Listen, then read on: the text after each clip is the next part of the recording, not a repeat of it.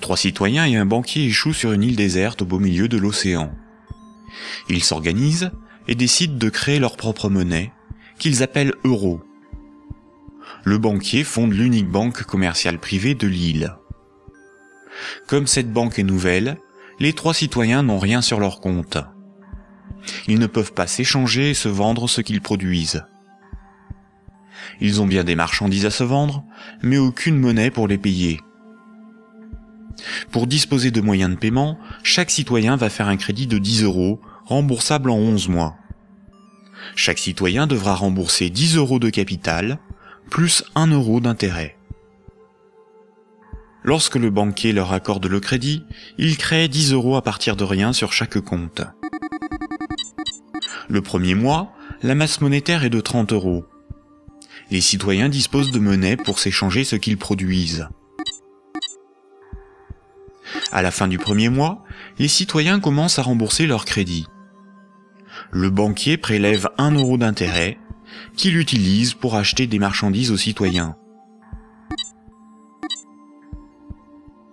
La masse monétaire reste de 30 €. À l'issue du deuxième mois, le banquier efface 1 € du compte de chaque citoyen. Il reste 27 € en circulation. À l'issue du troisième mois, le banquier efface à nouveau 1 € du compte de chaque citoyen.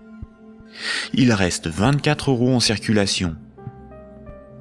De mois en mois, la situation devient un peu plus compliquée, car la masse monétaire ne cesse de baisser. Les citoyens se retrouvent en concurrence pour capter l'argent. À l'issue du 11e mois, après une farouche concurrence entre les 3 citoyens pour capter la monnaie restante, leurs comptes sont vides, car tout le monde a remboursé exactement ce qu'il avait emprunté à la banque. Plus rien ne peut être ni acheté ni vendu. C'est la crise économique. Le banquier réunit les citoyens et leur dit : « Pour résoudre cette situation, c'est très simple.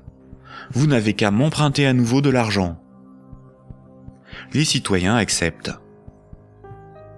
Ils font tous à nouveau un crédit de 10 €. À la fin du premier mois, le banquier prélève 1 € d'intérêt, qu'il garde pour lui car il a tout ce qu'il lui faut. Au fil des mois, le banquier supprime les euros correspondant au remboursement des crédits. Comme les intérêts n'ont pas été dépensés par le banquier, c'est au bout du 10e mois seulement que les comptes des 3 citoyens sont vides.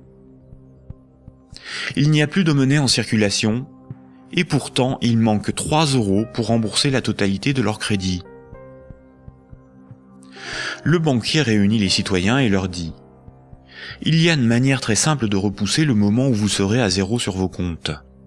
Vous n'avez qu'à m'emprunter régulièrement de l'argent, bien avant que la masse monétaire ne baisse trop et que l'économie ne s'arrête. Et pour compenser les intérêts que je ne dépense pas, il vous suffit de m'emprunter à chaque fois quelques euros de plus. » Les citoyens acceptent. Désormais, ils sont en permanence endettés, sinon la monnaie disparaît et l'économie s'arrête. Ils appellent cela la croissance. Mais comme ils sont endettés, ils se mettent à produire toujours plus pour rembourser le banquier, bien au-delà de leurs besoins réels. Ils ne produisent pas pour avoir de quoi se vêtir, se nourrir ou se loger. Ils produisent pour avoir l'argent nécessaire pour rembourser leur crédit. L'argent est devenu le moteur de leur vie, et non ce dont ils ont besoin pour vivre. Ce système permet au banquier de ne rien produire. Il passe son temps à gérer ses comptes, à créer de la monnaie puis à la détruire. Avec la monnaie qu'il fabrique, il achète ce dont il a besoin aux citoyens. Rapidement, les ressources naturelles de l'île viennent à manquer.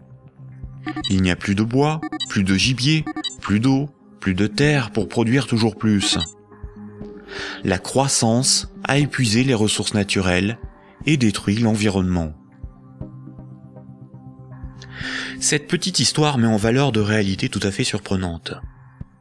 D'une part, les sommes dues aux banques sont globalement supérieures aux sommes disponibles pour les rembourser. D'autre part, si tout le monde remboursait ses dettes, il n'y aurait quasiment plus de monnaie en circulation dans le monde. Tous les comptes seraient vides, tous les billets et pièces de monnaie disparaîtraient. Le système monétaire fonctionne comme un système pyramidal. Pour payer les crédits en cours de remboursement, il faut que de nouveaux crédits soient accordés. Sinon, la monnaie se raréfie et certains emprunteurs sont dans l'incapacité de rembourser leurs crédits.